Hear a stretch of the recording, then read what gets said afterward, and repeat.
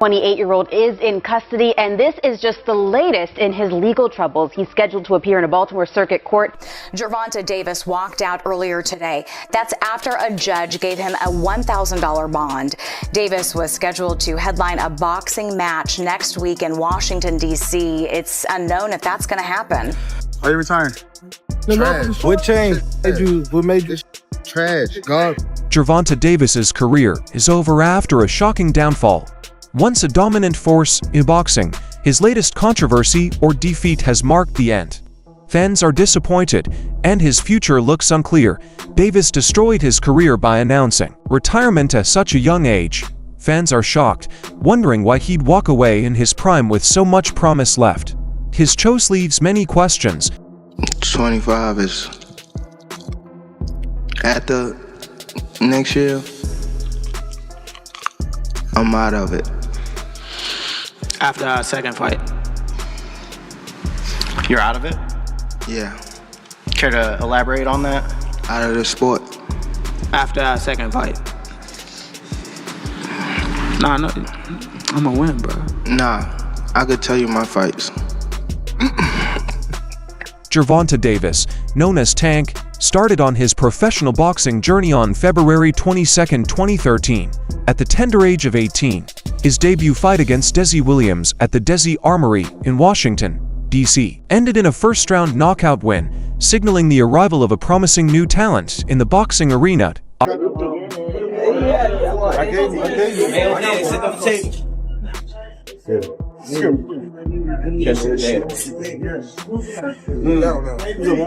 it again. Oh, give me the hand up. Catch your jam. Good. Catch it again. Good. Good. Make sure you catch your hand. I don't trust your hand. You want to do it? Want to do it? Same first minute. You fighting that? I don't think so. You fighting that. Up around. Right. You get close and get from the roll and bring me on for a whistle for him. Ooh. Bring it to the corner. Get it in there. You got to step closer. There you go. That hand. Do it again. Show it right over there.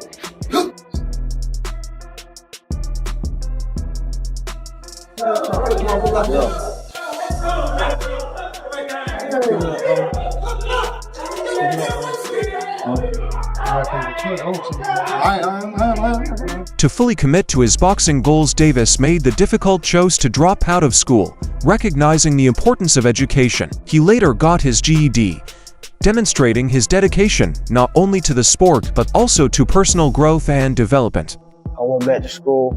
That's for me. So when I went back to school, because I dropped out because I was missing a lot of days because I was in tournaments and stuff like that, or I was fighting when I'm not in tournaments, and then it started pushing me more away from school. In the early stages of his career, Davis benefited from the guidance and support of established boxing figures like Adrian Broner. Broner's connections and influence in the boxing community provided Davis with important exposure and chances, helping to elevate his profile in the competitive world of professional boxing.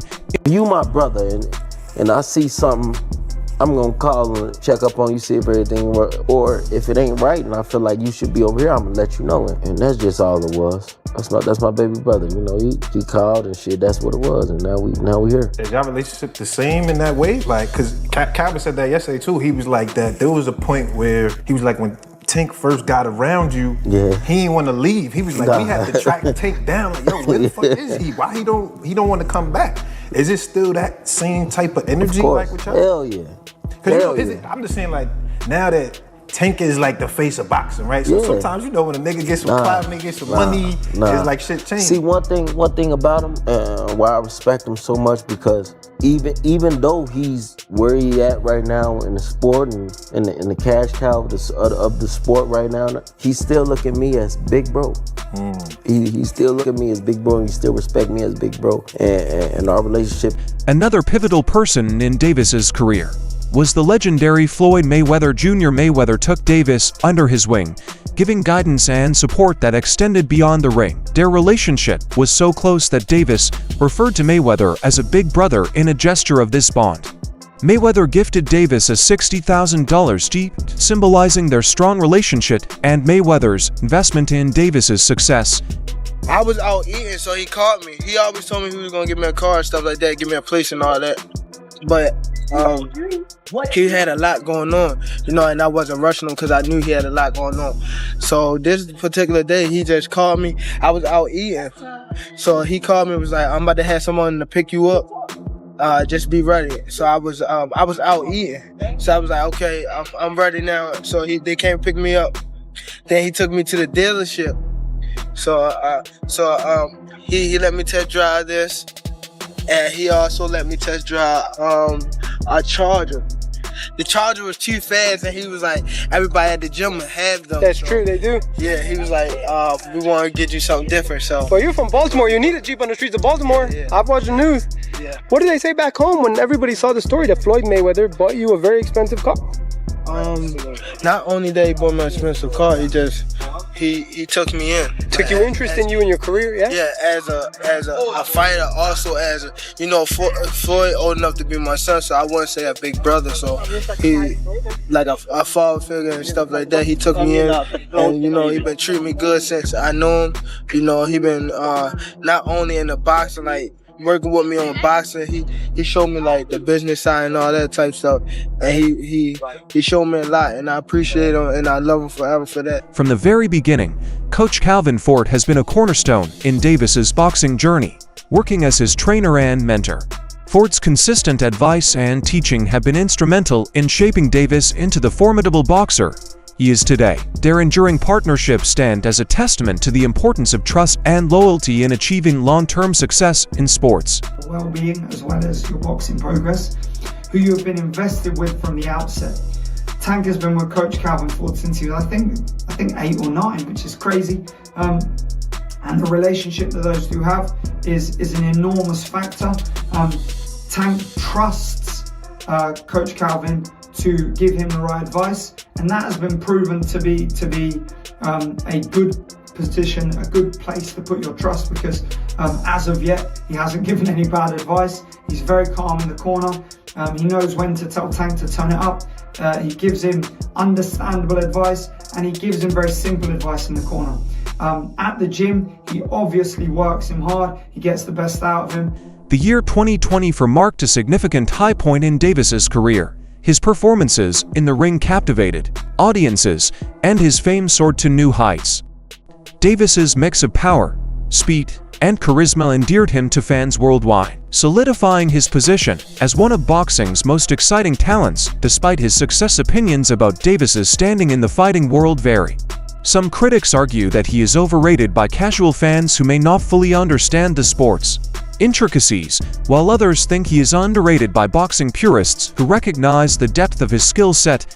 When he fought Isaac Cruz, he was 25-0, and he fought that little dude, that little pit bull coming at him all the time. And I mean, the movement, the boxing skills, that to me was the moment that Gervonta Davis hit the scene, and I said, yo, this is one of the best fighters in the world.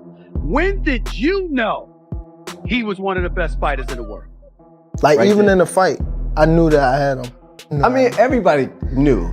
No, but people didn't know, like, he actually can hit, like, when his punches was like hard. You felt it? Yeah. Was he the strongest punch you think you ever felt? Facts. Really? Yeah. A point of contention among analysts is the level of Davis's opponents. Some suggest that his promotional team has strategically chosen fights that favor him, limiting his exposure to more formidable challenges to truly cement his legacy. Critics advocate for Davis to face champions in other divisions, especially those in the 135 pounds and 140 pounds weight classes, thereby proving his mettle against the best in the sport. All right. Hey guys, Adriana Jimenez joined here with two-time and current WBA super featherweight champion Gervonta Tank Davis. Gervonta, just a couple days away from headlining your first U.S. base card against Hugo Ruiz, originally against Abner Mares, who we wish a speedy recovery. How excited are you to get inside the ring and give us a great show? I'm very excited, you know, just to be back, you know, just to be back in the ring, give my fans a great show, even the fans all over a great show that's turning in on Showtime. I believe that I will have a great performance. You know, I don't think I have a lot of ring rush, but hopefully Hugo can come in, you know, living up to his word, and I live up to my word, and we give on a great show. We know that Hugo's been pretty vocal saying that he wants that knockout, that he wants to knock you out. But we know that you're very confident in what you bring. What kind of fight can we expect? Action-packed fight. You know,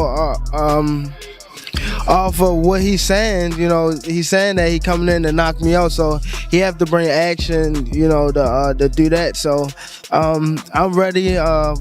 Training camp been going great. Davis's interactions with fans and the media have also come under scrutiny. His use of enthusiastic, sometimes polarizing language when discussing other fights has been labeled as fanboy behavior by some onlookers.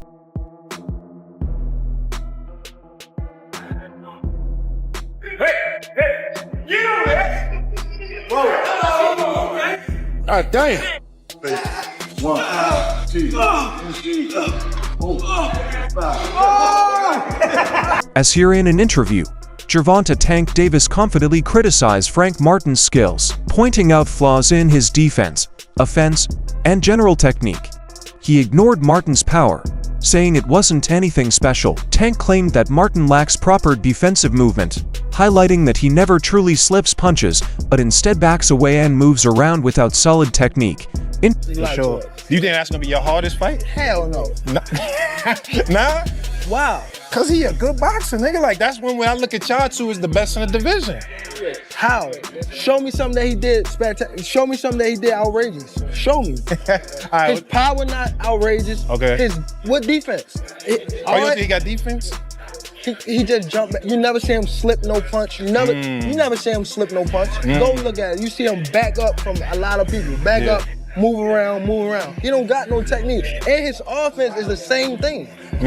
Go look at his fights. So you feel like put him on game. Yeah, hold on, but you feel like it's easy work though. You like, come on, bro. Yeah.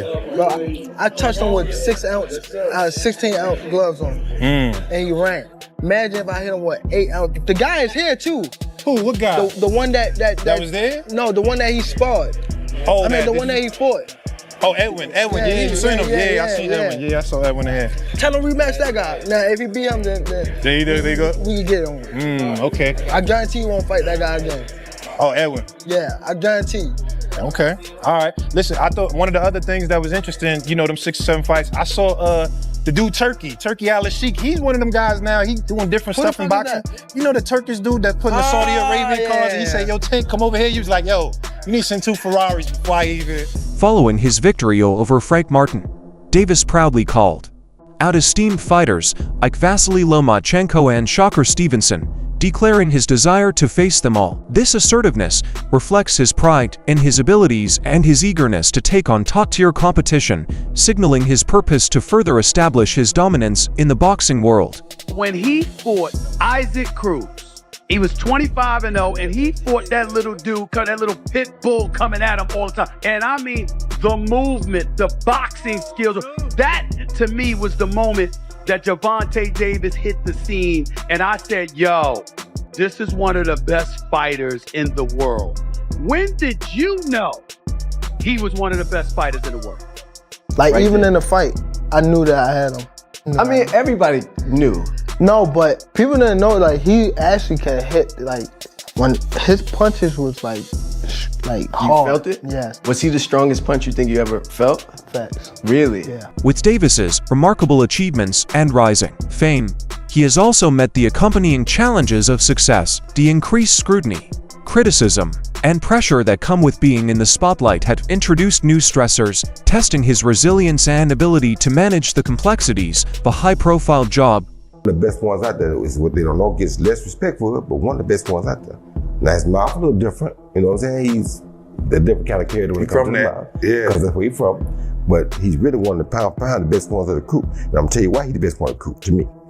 He can punch, but he also can box. You understand me? Some that can box can't punch. Some that can punch can't box. He can box, he can punch, he can move laterally, he can do it left side, right side, he can do whatever he needs to do as a southpaw to get the job done. And that's saying a lot, because not many guys can do that today. As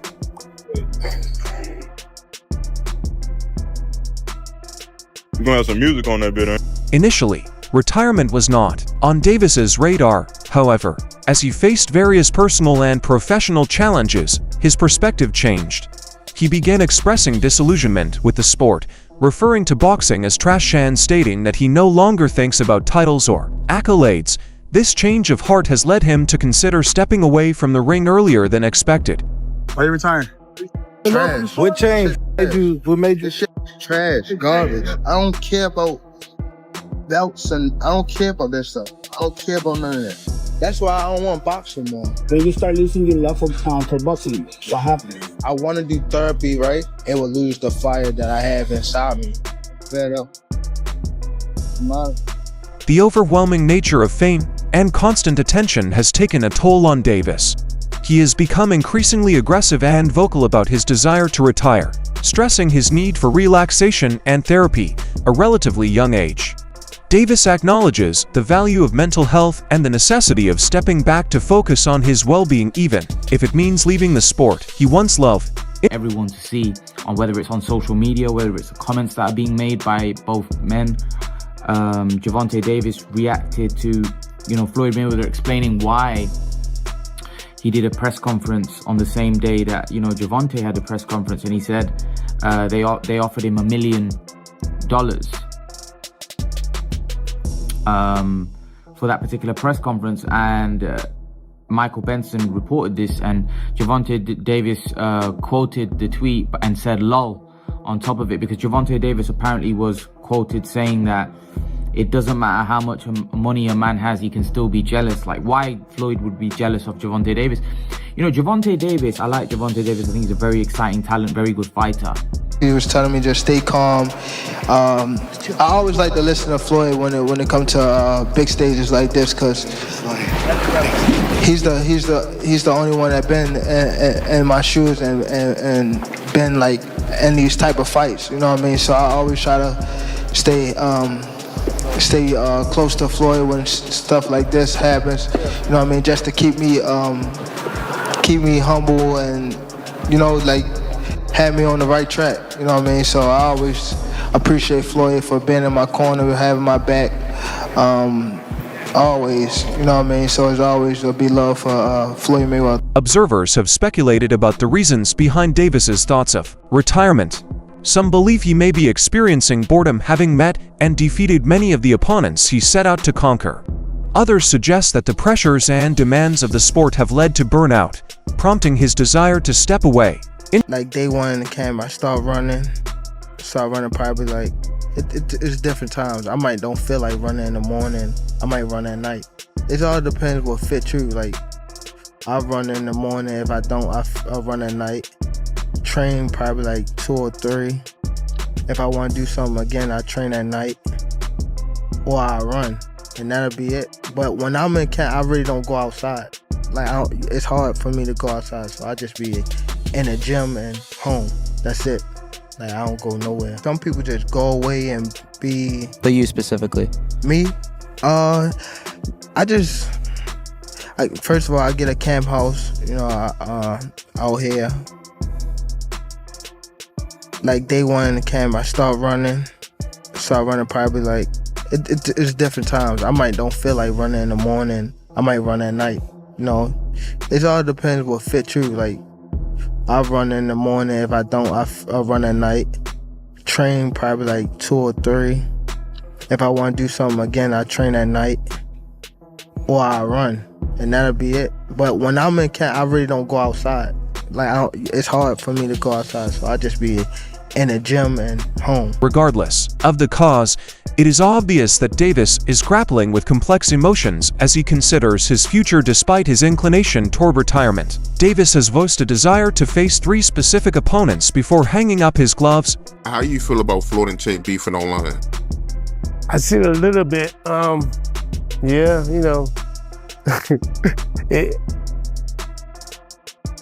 I like both guys, so it's like, I know Gervonta has his issues with Floyd, and Floyd has a big ego where he wants to, be the man on top, and Gervonta trying to get on top, but it seemed like he has to get from under Floyd because Floyd's a big man.